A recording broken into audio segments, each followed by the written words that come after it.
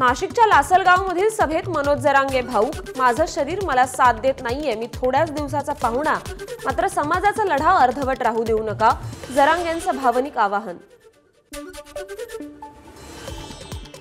मराठा आरक्षणाला विरोध करणाऱ्यांना पाडा, मनोज जरांगेंचा सकल मराठा समाज बांधवांना संदेश। येवल्यातील गवंडगाव येथील सभेतलं वक्तव्य। सरकार स्थापन झाल्यानंतर अंतर्वलीत सामूहिक उपोषण करणार, मनोज जरांगेंची घोषणा। नाशिकच्या अंदरसूल गावात ते बोलत होते। भाजप उमेदवार अमल महाडिकांच्या प्रचारासाठी आज योगी आदित्यनाथ कोल्हापुरात। योगी आदित्यनाथ यांची तरुणांमध्ये क्रेज, त्यांच्या सभेचा खूप फरक पडणार, अमल महाडिकांना विश्वास।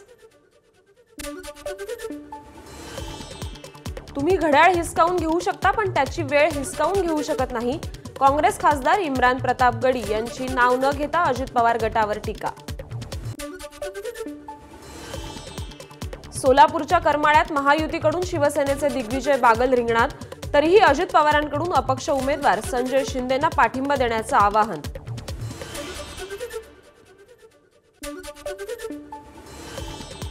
सांगलीतील काँग्रेस नेत्या जयश्री पाटील यांची काँग्रेसमधून हकालपट्टी, अपक्ष उमेदवारी अर्ज दाखल करून पक्षाच्या विरोधात भूमिका घेतल्यानं ही कारवाई।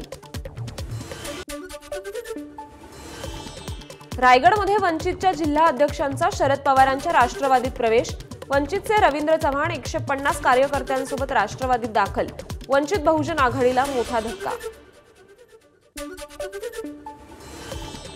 बीडमध्ये वंचितकडून अपक्ष उमेदवाराला मारहाण, वंचितनं अपक्ष उमेदवार सचिन चव्हाण यांना पाठिंबा दिला होता, पण चव्हाण यांनी भाजप उमेदवाराला पाठिंबा दिल्यानं वंचितचे पदाधिकारी आक्रमक। विदर्भातील अनेक मतदारसंघात सोयाबीनचा मुद्दा निर्णायक ठरण्याची शक्यता, गेल्या अनेक हंगामापासून सोयाबीनचे पडलेले दर, यामुळे शेतकऱ्यांमध्ये नाराजीचा सूर। लातूरमध्ये सोयाबीन उत्पादक शेतकऱ्यांमध्ये नाराजी, खर्च केला तेवढेही उत्पन्न नाही, हमीभाव खरेदी केंद्राची कुठेही सुरुवात नाही।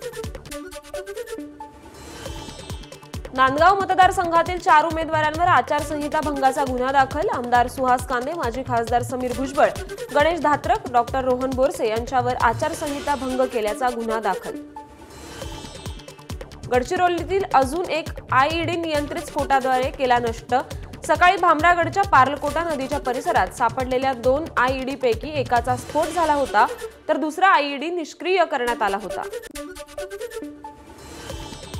वाशिम जिल्ह्यातील पन्हाळा चेकपोस्ट नाक्यावर रोख रक्कम 2,10,000 रुपये जप्त, या प्रकरणी अधिक तपास सुरू।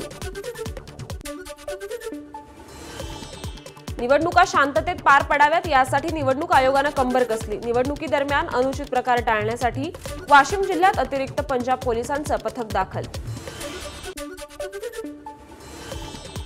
गोंदियाच्या कुणबीटोला गावात कुऱ्हाडीनं घाव घालत मुलानं केली आईची हत्या, यानंतर मुलाची विहिरीत उडी घेत आत्महत्या, दारू पिण्यासाठी पैसे न दिल्यानं मुलानं आईची हत्या केल्याची माहिती।